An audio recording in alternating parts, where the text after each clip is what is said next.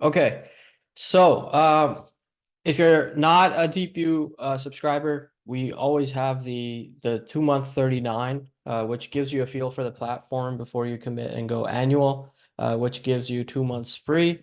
If you've been at the platform, you guys know that we are always improving it, making things better, adding new features, and really the roadmap is what the subscribers and the customers and our founders really tell us at the end of the day. So with that, if you guys are not subscribed, check it out. db.com/# pricing is the URL that will take you to these two offers. Try it out, and then you can always upgrade to annual. There's no commitment to go annual right away as well. So with that, we'll get into today's topic, which is dashboards. So how dashboard works and what it is. So we'll start with a new dashboard. I'll call it demo. And when you guys pull up Deepvue, the dashboard module is the module that's on the left-hand menu over here called dashboard. It's right above the screener, watch list, and alerts.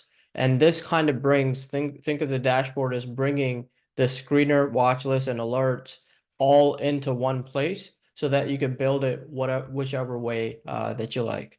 If we go to the screener for a second, you can see that we have the screener table. We have a chart, which is, you could drag and you could hide and show the data panels, but it's not fully flexible as to how you would want it to look. And that's why we came up with the idea of the dashboard itself. Think of it as a playground, sandbox, etc., for you to pull in different aspects of our core application into one view, whichever way you like. And it gives you the ability to have multiple screeners and multiple watch lists in one place, while the watch list module gives you one watch list, one chart, one data panel. Screener is the same, gives you one screener that you could load, one chart with multiple time frames, and data panel and stats table. The dashboard gives you the opportunity to have multiple screeners and multiple watch lists in one. So if I click add apps, so when you create a new dashboard or you've never used the dashboard yet, you click add apps, or you could click this plus button to pull up this menu. And this is the library of apps that we have currently, and it will always be growing over the next couple of quarters. We'll introduce many more dedicated apps and also make the existing ones that we have a lot better. So the way you get to this menu, again, you click this plus sign at the very top, right, to showcase this, and you click this add apps to bring this up. Now, the way it works is you drag and drop things into the dashboard. So if I have an app that I like, let's say I want to have a screener, right? One screener or two or three, I can do that and place them anywhere in the dashboard itself. Now, when you pull something in, right, we've pulled in 3 screeners right now. The default screener is our entire database. So you'll see that there's 11,000 stocks in our database.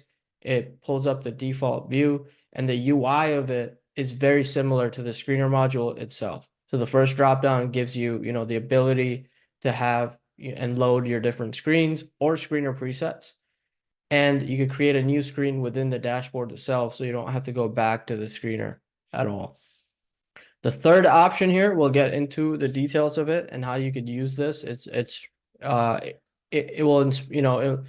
showcase the flexibility of it, and you guys can get really creative as to how you could use this functionality as well. When you hover over a particular app, you will see the 4 corners. There's an icon that shows up, which will allow you to resize the screener app itself. And this is universal to all of our apps. When you hover over them, you can then make them as big as you want, as small as you want, very, very, very small if that's what you want to be doing. And as big, I can have my whole top side be one screener with 20, 30 columns across the board, right? So that is first up, just the UI. The second thing is you can drag these things anywhere you want, right? So the grid was created to give you guys an environment as to if I want to put my screener here, if I want to put my screener here or down here, I could do that. It's entirely dependent on what you want and how you see, how you want your screens to look at the end of the day. So that covers the UI of it. At the bottom of the screener module, we have the same UI as the main. So if I'm on symbol 2, it will say 2 of 11,000. If I'm on symbol 1, and if I select any of these, it will also say 2, 1, 2, or 3 selected. So that is, again, we take what we have in the screener module in terms of how it looks and how it feels, and we bring it to the dashboard module, which is, again, it's just an extension of Deepvue, just giving you more flexibility as to how you want to do it. So let's go back to add apps. So what we have in the dashboard app store right now is the charts. So let's bring in a chart and talk about that a little bit. We already have a screener. Let's bring in a watch list. We'll talk about that. A stats table and how that fits into the picture. A position sizing calculator that you could use. A performance chart. So it won't allow me to drag it in because I don't have enough space. Let's just do this. Performance chart takes up quite a bit of space initially. We'll talk about that. And the last one that we have and we rolled out recently is the heat map. So let's just bring all of them into view so we could talk about each one. With the charting module or the charting app, what we have is it's the exact same charts that we have in our screener and watch list. You could do anything that you could do on a screener and watch list. You could do that inside the chart app. There's no limitations. You can load your layouts, right? As you would. You can switch your time frames. You can have multiple time frames up at once. And you can make this as big as you like, right? Or as small as you like if you want multiple charts on one screen. So nothing changes when you bring in the chart module. It's fully compatible with what we have. And there's no differences between the screener and watch list charts and the dashboard charts.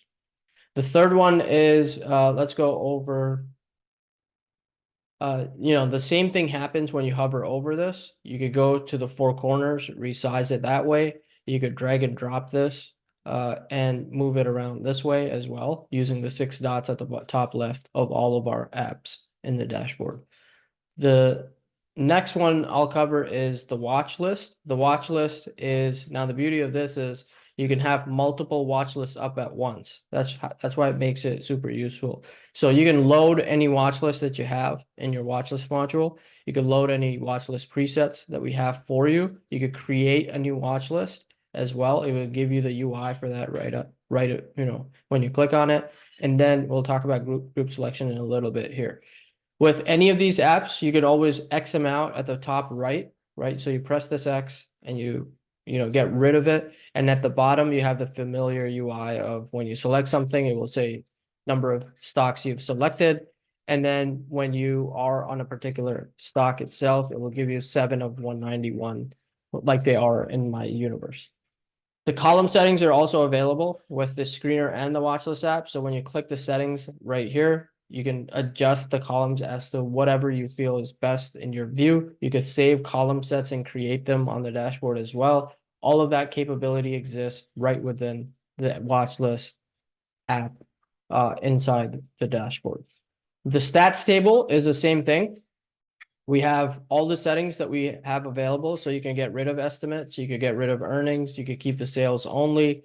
You could go to the annual view or the quarterly, and you could switch it to 8 quarters or 8 years, if depending on which view you're on, and you could resize it as well. We are thinking of ways to make this a little bit more flexible when it comes to the dashboard, so you could have a vertical view, right? Or entirely flexible where you could have it in a table and add all the fundamental data points that you could think of on a quarterly or annual basis. So that's the stats table. Again, nothing changes. It gives you the full functionality that we have for the screener watch list stats table. It's also available here. Next is, let's talk about the performance charts. Now this is where it gets unique, right? So you don't have the performance charts on on the screener and watchlist module. And that's why we created the dashboard, to have a library of apps that users can pull in and visualize the markets differently, right? So the performance chart, what it does is you can load in any screener into the performance chart. So let's say, for example, I want to see or visualize one of my daily routine scans, which is HV, and I want to see, the price percent change or any different stat that we have here. Let's say just the dollar change for these names today. So now this brings everything into, a visualized view, whereas the watch list, I would need a column for it. So at a glance, I can have something like this up, right? And it will automatically update that particular screener or watch list that I have, and it's real time and it updates for you. And it's a different way just to visualize the markets as well, from a table view versus a performance chart, which is basically gives you, a visual, a visual cue versus a table, which is a lot more numerical and less visual. The second thing with the performance charts you want to be aware of is that screener presets and watchlist presets are completely available here. So all your screener presets, all your watchlist presets can be hooked up. There's no limitations.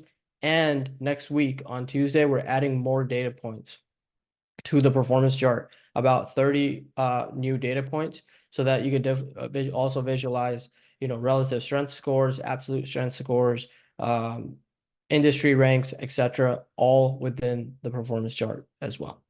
Now, the next thing I want to cover before we get into, some of the use cases of the dashboard is the heat map. So let's just X out of this. Let's hook it up to, let's just say, Deepvue leaders.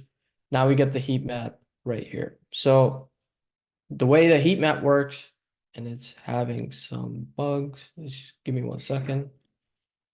So out of this, we resize it. Okay, here we go. So the heat map essentially shows you, you can again connect it to any screener preset, watch list, and watch list preset. It will give you a visual view by grouping the stocks from an industry and sub-industry perspective. So the topmost layer here is actually, the sector. The bottommost layer here is the sub-industry. So it will show all the stocks that are in this sub-industry in one group. And the semiconductors are part of the bigger sector, which is information technology, which is this white bar at the top. Now, the watch list, again, you can hook up, for example, what I like to do is hook up my focus list to it. And now it gives me a really clear view, and I can make this really small, place it on the top, top right of my dashboard if I like.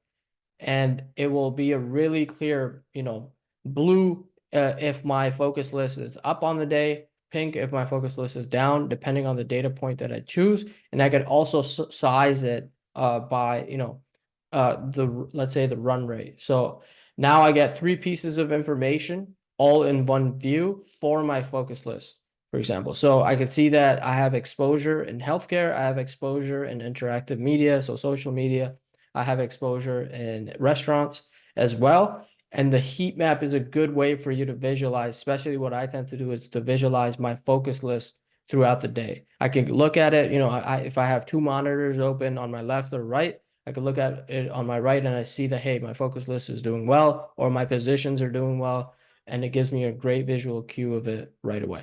The second use case of the heat map that I like is it tells me where I have exposure. So let's say if the way I trade is I want to have exposure, let's say in the artificial intelligence space, or I want to have exposure in the semis. I want to, those are the leadership groups that I have identified in the markets. This will give you a visual of, hey, where is my exposure? Where do things need to be? Am I in the right groups at all? Or if I'm not, then it's a visual of, hey, I'm not doing, what my trading is, what my style is, and it gives me that visual of my exposures not in the right places as I go day to day. The basic use case of this that a lot of people tend to do with the heat map is essentially the S&P 500, right? You can make this as big as you like. And the first data point can be, let's just say, price percent change from open.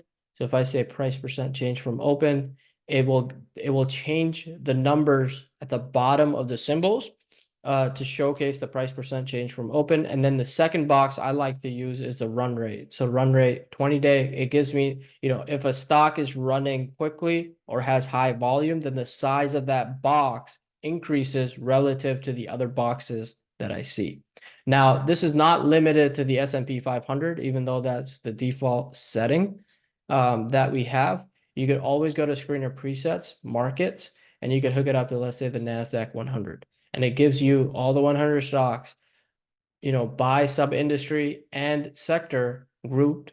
And then it gives you the price percent change from open or any other data point that you choose here that you find valuable. It gives you that data point. Plus it sizes the boxes up. So the size of MU relative to the size of ON tells me that MU has greater volume than ON today. Or BIBB is down on the day because it's pink. Price percent change from open is minus 1.47. And the size of the box is relatively big to mRNA. So I can assume that this is going down relative to its group on higher volume.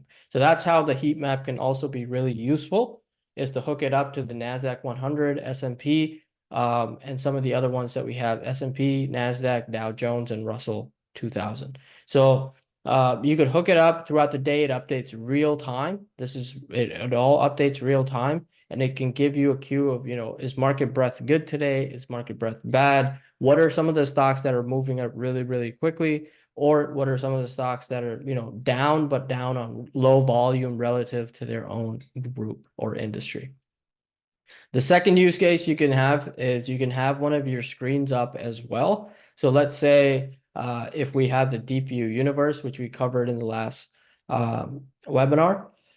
So with this, what I can see really quickly is that this particular stock in the aerospace is down big and on greater volume versus its group. So it gives me out of all of these stocks, this sticks out like a sore thumb. Or if we're having a really red day in the market, then some of the the dark blues that you see will stick out very quickly.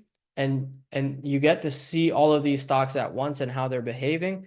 And it could be a measure of which stocks are showing relative strength on a down day in the markets, or which stocks are actually pulling back when the market is up. And it could show you those. So you could build a long side watch list or a short side watch list really, really quickly as well. Now that's the heat map. And next week we will introduce scatter plots to the dashboard. We're also introducing ticker tape. So ticker tape will be across the top of your screen. You could place a ticker tape and it will be an auto animated scroll. Very similar view to, let's say, a watch list, but it's in a horizontal way. Just another visual for you to have on your watch list if you think it's best. Now let's get into grouping a little bit and how everything at the end of the day talks to, let's say, the charting module, or how each module talks to each other in Deepvue. So let's add the charts back into the dashboard. Let's just size the charts up and let's talk about group selection a little bit and what this means. So if I have the screener module, and I am in, I make it part of this, this screener is part of none of the groups, whereas this watch list, let's say, is part of group 1. And I place the chart to also be part of group 1. Now, if I select any of these symbols, the chart will not update because it's not part of the same group as this particular screener. Whereas if I click through these through the watch list, you'll see that the group selection now works, right? The watch list is part of group 1. The chart is part of group 1. They're now talking to each other. So as I go through different symbols, the chart will automatically change to that symbol. Now let's flip this back on to 1. And now you see that the screener is now talking to the chart as well. The use case that you can have for this, and there are many different ways. You can see how you could be very creative. Let's just say we have one chart here, and let's pull in another chart right underneath it. Let's drag it over and resize it to the same size as this. And let's make this part of group 2. Let's drag over the watch list to be like that. And really, you could do anything that you like with the resizing. I'm just doing this for demo purposes to showcase how this could work. So if I have, screeners, all my screeners hooked up to chart A, and all my, let's say, watch list hooked up to chart B, group selection 2, right? So group 1 and group 2. So if I change this, the watch list is only talking to the group 2 that is assigned to it, and the screeners are only talking to group 1 that are assigned to group 1. So that's how you could, have some flexibility as to what is talking, how stocks or how different apps, are talking to each other. And you can isolate it this way where I can have all my screeners on the top and all my watch lists at the bottom, multiple watch lists as well, and all my screeners talk to group 1 and all my watch lists talk to group 2. Now we have up to 9 different groups that you could do this to. People are very creative as to how you use this. You can have 9 different ways, 9 different segments of your dashboard be live at the same time, and when they click something, it only talks to one of the 9 charts that they have up on their dashboard. Now let's get into a little bit about how I use it and how it's useful to me. Let me just take a look at some of the questions that might have come up while I've been speaking. Surprisingly, not too many. Can you click on a symbol in the heat map? Yes. So let's do that. Let's have the heat map up. Let's go to this. Actually, let's just keep it on the demo. Let's press plus and let's pull in the heat map here. Let's just X out of this, X out of this. Let's have the heat map. So I have a heat map on the left, and I have the heat map is part of group 1, and the chart is also part of group 1. Now, when I click any of these charts or these symbols in the heat map, you'll see that the chart will update.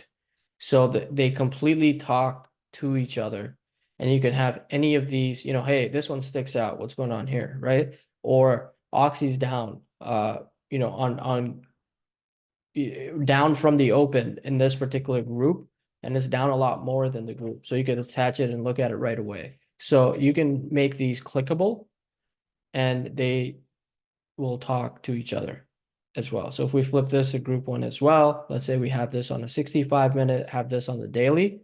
Now I have a daily chart of AVGO. It's down big from the open on Friday.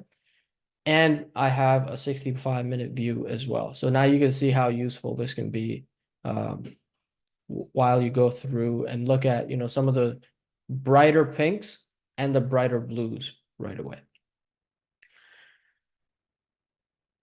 Can you share your dashboard so that I can copy it? This is one of the things that's coming to Deepvue as a whole. Sharing of, let's say I want to share my dashboard, this particular dashboard. In the next 2 to 3 weeks, we will enable the capability for me to generate a link for my dashboard and share it with anybody. And you will be able to do the same. So that is something that we're working on. That's a great question that was asked. Is it possible to add an expansion and collapse box to these apps to expand them to take the whole screen instead of dragging them? That is a great idea. So, for example, if you want to see Heatmap take over your whole screen or whole dashboard temporarily, and then you want to collapse it back to their initial size, that is not something that's doable right now. And it's a really, really good idea. that I will bring up to the team, will design it and likely implement it as well. In the heat map, what does the bigger box or the smaller box mean in the size by dollar volume? So the bigger box, so the size of the box in the heat map is always controlled by this third data point that we have. Right now, they're sized by market cap. And let's say I want to size them by run rate 20-day, right? If I size them by run rate 20-day, now I know for a fact that within this sub-industry group or within this sector, if I click NWS, it means that it has higher relative volume in that particular. So you can see that the volume is sticking out like a sore thumb, right? You could also see that which ones are now, in this sector, the biggest box that I see is RMD. So that tells me that this stock, the size of the box represents the run rate 20-day. And that tells me that this stock is down not only from the open, right? It's down, price percent change today is minus 3.6, but the volume is also big when compared to this sector. So if I click this, you'll see that it's down on the day, but it's down on big volume as well. So the size of the box, it depends on, people have it on market cap. You can have it on, let's just say price percent change month to date. So now this will size based on price performance. And that this means that AVGO is up from a price percent change month to date basis is up a lot more than NVIDIA month to date. Now you could do the same for year to date as well. So what are some of the biggest stocks, that are up or down? This one sticks out as likely a data issue, or it's a buyout basically. So this one was bought out. That's why it's sticking up. So is this one. But you can see how this could be useful. If we run the screen on markets and go to NASDAQ 100 and size the boxes based on price percent change, you could build a model book out of this really quickly, right? So NVIDIA's up the most year to date in the semi space. Netflix is up quite a bit in the entertainment space. CEG is up in the utility space. It's also a renewable name. MDB is down in the IT services. So you can also have the year to date be here and it will color the boxes accordingly, right? So NVIDIA is up 156% year to date and the size of the box is big. MDB is down 44.36. The size of the box is big because it's down year to date. So it could be useful in many different ways. The size of the box gives you the flexibility to visualize things. Can you change the up and the down color to green and red? This is one of the most requested things since we launched the heat map. The team is working on that. It's a very easy change for us to do. But what we want to do is before we go away from the blue and the pink, we're going to optimize these colors a little bit so they look a little bit better. But it looks like we will have to offer that. And that is something that the team is already working on. Can you use this historical data / time range in a screen? Like show me the strongest stocks that closed 2 days ago. Yes, that is going to be doable in about 2 to 3 weeks from today. Everything that we have in the screener, everything we have with anything to do with screening or any data point in Deepvue will have a time series approach to it. So by default, we'll have today's view loaded for you, but you will be able to go back and run a screen a year ago and say, hey, what did this look like? What did this screen, spit out about a year ago, 6 months ago, 4 days ago, 5 days ago, etc. We'll do that. And we'll also have the capability to say, hey, show me all the stocks that have been on my screen over the last 3 days in one view. And that will also be capable. So everything, that capability will also exist, but it will be a couple of weeks from today. We're just about done, tweaking all of our data points to be historical. What's the difference between semis in heat maps? What's the difference between semi and full color? Okay, so what this tells you, this particular color you may have noticed underneath the sub-industry group, this is black, whereas this is blue. The blue represents the same thing that we have in the screener and watch list. It's the most popular industry group that is showing for this heat map. So if I were to, let's say, run a screen for earnings next week, let's get rid of the sizing to be that, just be default. So earnings next week is showing me MU, and it says this might not be the best example. Let's just select, let's select the liquidity screen that I run, this one. So out of this, it's not showing me the most popular one yet. Again, a bad example. If we go to S&P, it's also not showing me the most. Oh, healthcare equipment. So healthcare equipment is the most popular sub industry, and that's highlighted by blue in your heat maps. I hope that answers the question. Is there a way to see all symbols in heat map without using the whole dashboard panel? Right now the sizing of the heat map. So if you make it this small and you still want to see everything, is super hard to kind of accomplish that. So what we do is we still show you the top stocks in each of these groups, no matter how small you make it, right? We want it to be useful if you're making it that small. But to see every symbol, you'll have to kind of size it up a little bit. It's very hard for us to, if you're making it this small and saying, show me 500 symbols, it's almost impossible for us to accomplish that from a design perspective. So you have to kind of give heat maps a little bit of size in your dashboard. And we always keep it so that you're seeing the key information as your biggest boxes are showing up first instead of your smallest, because that's really what you want to see at the end of the day. Awesome. I don't see any other questions.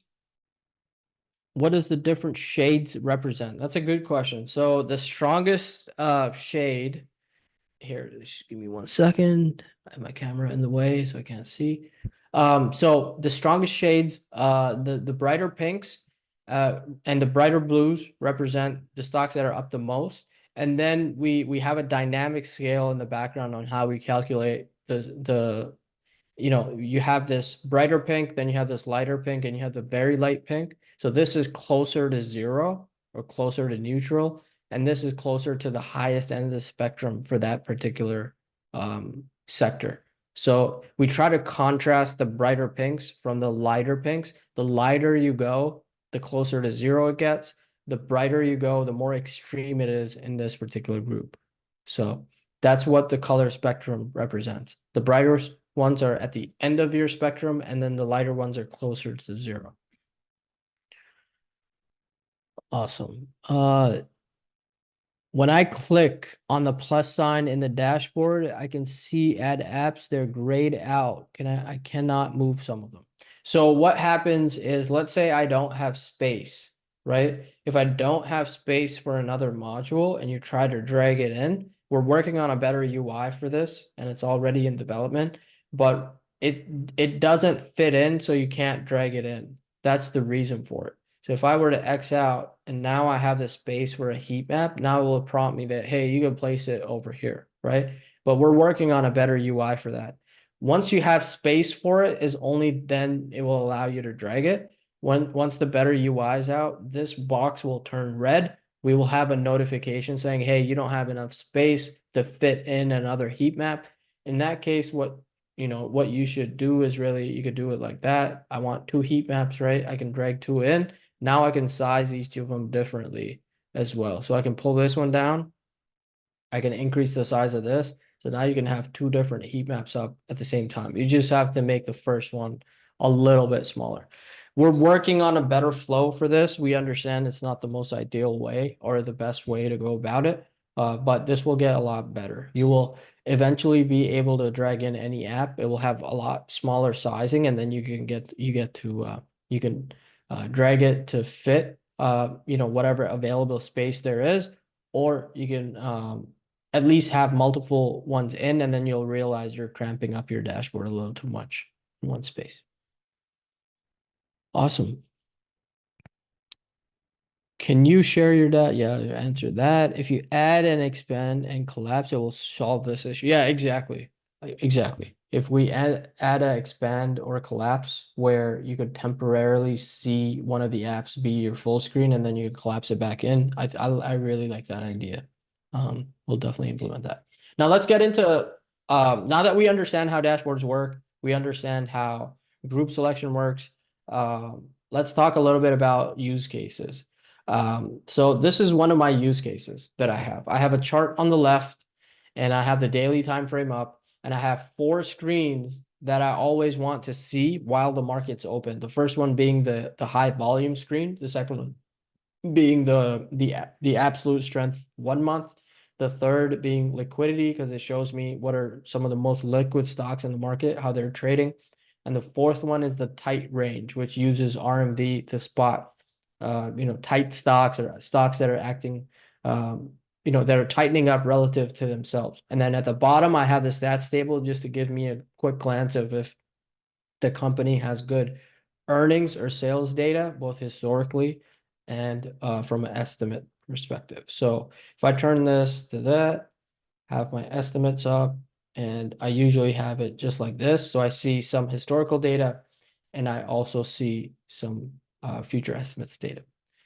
So the way I use this screen, and the most important one for me in this is the HV. I have the HVE, IPO, and HV1 columns added as check marks. So that tells me, okay, right away, I know that RYAN had the highest volume in a year, or MD had the highest volume in a year on Friday. So this is a good visual, and this alone, has made me a lot of money because what happens is I can see intraday as stocks meet different criterias for HV1, HVIPO, HVE. They pop up on here. I take a look at them right away, and sometimes, and just sometimes, I get involved on day one. If I see the market is trending, things are looking good, that group is looking good, and the stock has really enormous volume, then I tend to also get involved in day one sometimes. The second screen, again, all of these update real time. You could sort them. These are the next three that I have. The absolute strength 1 month. I want to see what the strongest stocks in the market are doing that day. Are they up on the day? Are they down? And absolute strength 1 month tells me these are the strongest. These are the top 10% of the stocks in terms of price performance in the market. If they're doing well, right? If they're doing well, that means the market is in line with everything else. If they're not doing well and the market's still showing up on the day, then I get concerned because if your best stocks are not performing, it's a reason for me to be a little bit cautious. The third is liquidity. So this one populates throughout the day. What are some of the most liquid, highest dollar volume names in the market doing? Because institutions dictate much of what goes on in the markets, and they trade some of the biggest names. They have the most influence as to where the market's headed and how breadth and sentiment are. This one helps me with that. And then the last is tight range. If the stock market is down big, what are some of the stocks holding tight relative to themselves? It's a relative strength screen at the end of the day. This is one use case. I have four screeners, a stats table, and a chart, and I constantly go through some of the names throughout the day just to give me a feel for what the market is doing. Then I have my market open. So I toggle between my daily screens and my market open quite a bit. And it's a very similar layout. So I have a chart on the left. I have 1, 2, 3, 4, 5, 6, 7 watch lists on the right. And these are the different watch lists that I keep track of. So first one is my focus list. What are some of the names that I own? What are some of the names that, and this one is not updated because I was testing a mobile feature that's coming out next week, and I deleted a whole bunch just to test that feature. So my focus list is always up. I'm sorting by different columns throughout the day. It's part of group one, and so is my chart. So as I go through it, my chart updates. And when the market's open, I'm on this view because I want to see how, my watch list that I track on a day-to-day basis, how those are acting.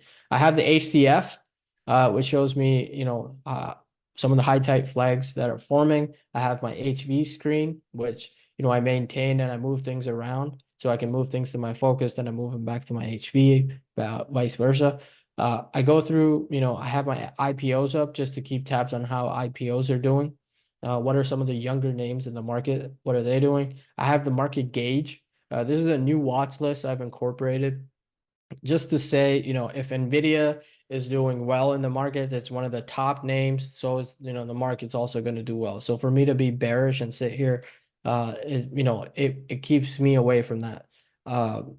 Where if NVIDIA is up, it's highly likely the market's also going to be up.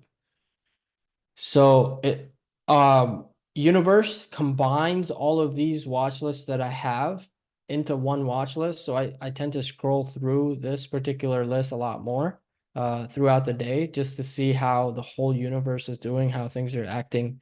And I sort it many different ways by price percent change from open, daily closing range, and the last one is markets. Markets gives me is, from an equal weight perspective and a weighted perspective, is the market up from the open? Is it down from the open? What is the market as a whole doing?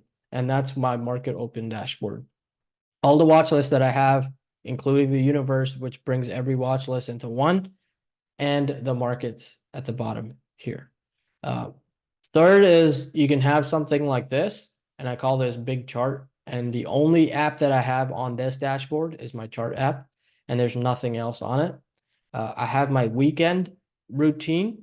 So my weekend routine is I go through IPOs over the past year. I go through the whole S&P 500. And then I switch this S&P 500 to if I go to presets, markets, I switch it to NASDAQ, I switch it to Dow and Russell 2000. So I go through S&P, I go through NASDAQ 100. Sometimes I go through the Russell 2000 just to get a full feel for how, the whole market is doing.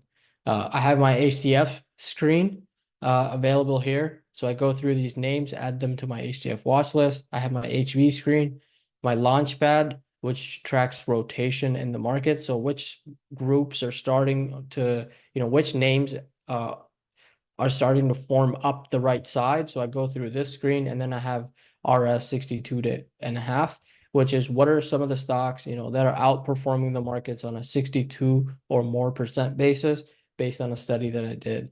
And this is my weekend layout. So I tend to have the menu hidden to create more space. These are all names that I go through. I update my watch list and I call that the weekend dashboard. Soon, again, we will be able to share these dashboards with anybody. And what we will have is two settings. One is you can take this, make a copy of it, and make it your own. While I share that link, it will be something like deepvue.com/some URL, or you can sync it with my link as well. So when you click that link, they will say, hey, do you want to sync? So every time I make a change, you see that change in this dashboard. Do you want to sync that setting with another user? So that will also be doable. I think that will be very powerful because it then allows user A to share something to many, many users really, really quickly. And the user A can now be in sync with the other users because they really like their layout in the dashboard if they make any changes, etc. as well. So both of those will be doable shortly. Last one I have is breadth. This one is I have the performance charts with ETFs up.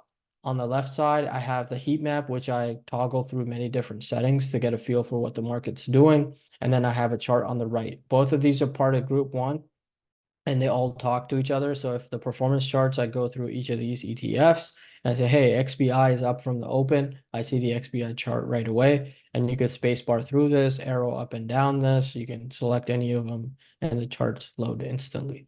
The heat map, again, like I went over, it gives me, what are some of the sore thumbs?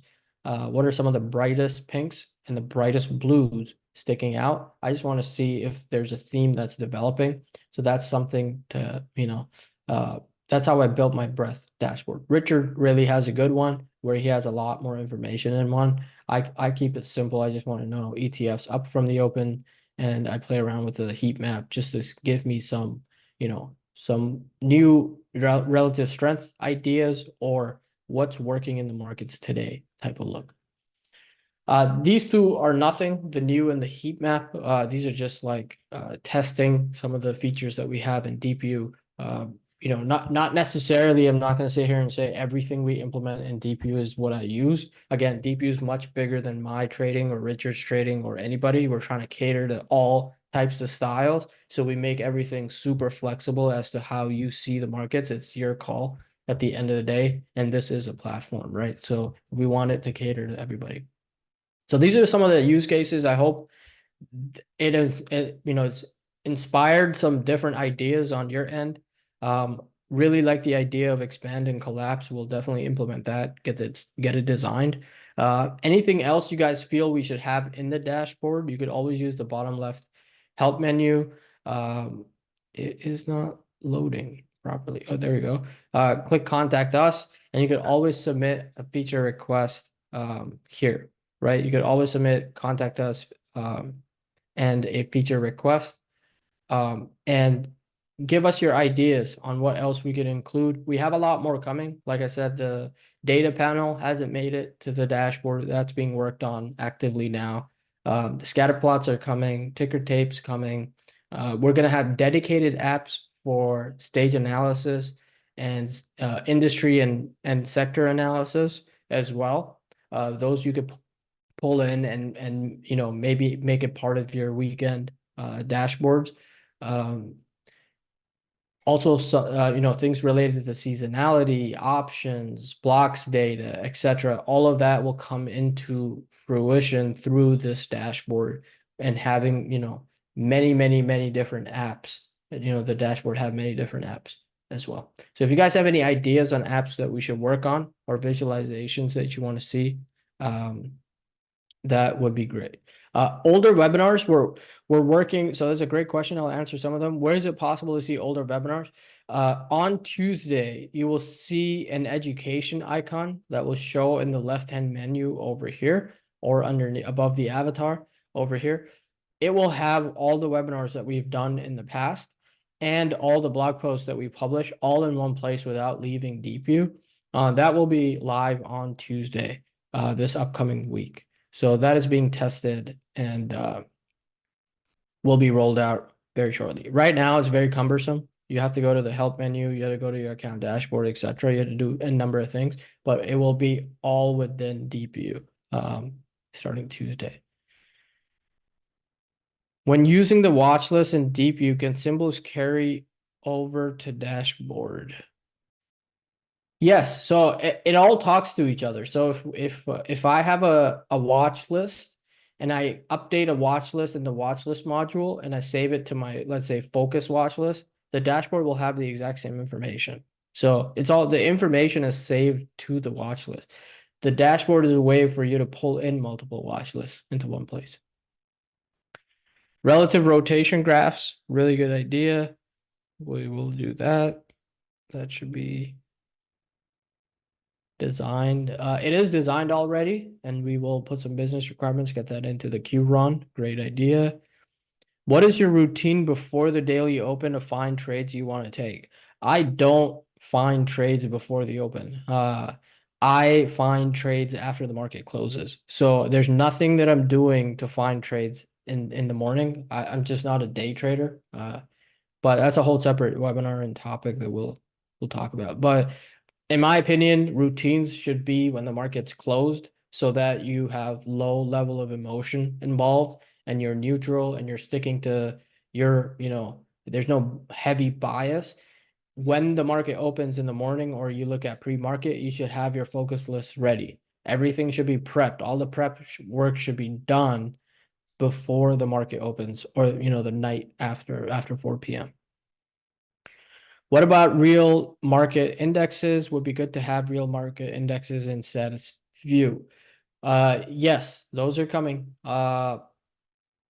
Later this summer, we'll have cryptocurrency integrated, real-time market indexes integrated, Forex will be integrated. All those three will be available, and the symbol set, the 11,000 database will go somewhere close to 25,000 symbols. And that will be sometime in before August ends on Deepvue. In your last call, you told us you'll be combining. Yes, it is available now. That's my bad. So if you go to the screener and you search up high volume, it's called a high volume HV Edge. If we look at this filter, I have the HV1, HV IPO, HVE, and HV since last earnings, all combined into one with the base criteria of liquidity and which stocks we want to see. So it's available under high volume edge. And soon we will have shareable links for screens as well, which will make it easy so that I can just take, generate a link and send it to you right away, and you'll have it in your platform. Do you screen for RS at new highs? I don't do that. Let's not get into how I trade for this webinar. We're going to keep it short, a couple more minutes. But that's a topic for maybe the TL side when we do a webinar there. When will the screener be operational on the iOS app? In about 3 weeks from today, Rick. So our next release for mobile will be sometime next week or the week after, which will introduce the swipe charts. It's like YouTube Shorts, Instagram Reels type of feel for charts. We're working really hard on that, really excited for that. It brings something really unique to our iOS app that many others do not have or have not thought of. We don't know why, but we think it's a really, I flipped over 700 charts in 4 minutes, created a watch list by swiping, up, down, left, right. And it was really, really quick, right? And I really enjoy it. I have an early version of it on my phone, so I only use that, and I don't even go back to the normal chart view that we have right now. So that will be pushed out. Then we'll do some optimizations. We want to make the watch list feel instant in terms of loading, both the web app and the mobile. Once that's complete, then we will work on screener. We did a poll in our Discord, and it was clear that people want the screener to be functional on iOS. So it will take us about a week to finish that. So in about 2 weeks, 2.5 weeks from today. What is the first indicator on your chart? So the first indicator on my chart is relative strength line. The DV relative strength line is what I have. And then I overlaid the S&P or the SPY ETF on there. So you could add these two relatively quickly. This you add by using the compare feature. So you click compare, you add SPY, and you move it to a new pane or the same pane. So have it overlaid like that. Do you see value in integrating AI functionality, pattern recognition? Yes. Now, pattern recognition, and I'll be very honest, it's kind of disappointing to see competitive platforms use the word AI for pattern recognition because it's not AI. They're using the same tech they built 30 years ago, 25 years ago, and calling it AI. It's very dishonest, and it's not AI. It's just they're using it as a marketing thing, and I really don't like it. When we do integrate AI and how we do it, it will be more to aid people to develop routines quickly. So or help them in their trading by giving them insights, by generating insights as to how they're using the platform. I think a lot of people are taking basic code and calling it AI just to make it a marketing thing because people are buying that today, right? So it's very dishonest to say that pattern recognition is AI when you coded it 25 years ago, and you're branding it as such. It's very dishonest. We're not going to do that. But what we will do is help you. It will give you summaries about, from a journaling perspective, it will give you insights for, well, when earnings transcripts come out, we run it through a language model, summarize it for you really quickly. That's how we will integrate it. We will actually use AI, and then say that we have AI in the platform, but we're not going to sit here and say RMD is based on AI. It's a simple math formula. In a pattern rec thing, it's not AI. It has nothing to do with AI. So that, it's very dishonest to say that recognizing a cup and handle through a code that was built 15 years ago is all of a sudden using AI. So is there a way to see which reset scan? I didn't, which preset, okay. Is there a way to see which preset scan for up and down? I don't understand the question. If you want to rephrase that, please, that would be great. Data panel is coming to the dashboard in about a week and a half, Rick. It's being worked on actively now. So the developers assigned to it. We've estimated it will take a week to go through development, 2 to 3 days, testing process, etc. So in about a week, well, I'll be able to showcase it at the very least. Webinar will be available through this webinar will be available in a couple of days. It will be emailed out. It will be part of the education tab that we're going to roll out next week. It will be available. You don't have to go anywhere else in the platform for it. It will be inside the platform, which is amazing. Are you treating iPad OS and iOS? No, we are not. Mark, so iPad OS is, we're going to have a first working version of our iPad app in the first week of August, first 2 weeks of August. So we're treating iOS separately or from iPad OS. For iPad OS, we have a lot of ideas that, it will be closer to the web app, but it won't be the same as the web app, right? But it will have a lot of different ideas that we have, we're treating it separately. It's not the same thing.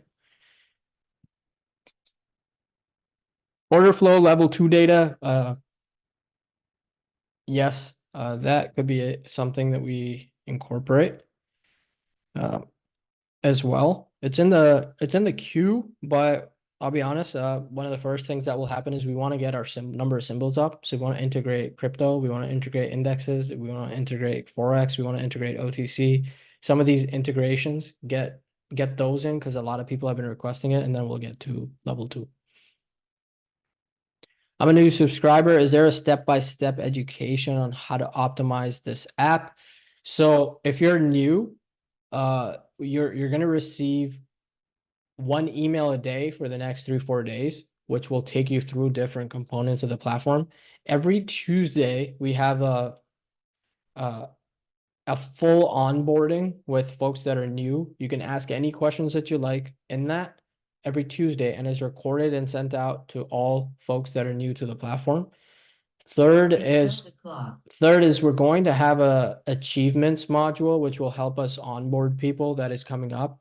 But the Tuesday call, the emails, and the education tab that's going to be available on Tuesday are the best ways for us to onboard you. Anytime you have any question, we have a dedicated support team that's always available.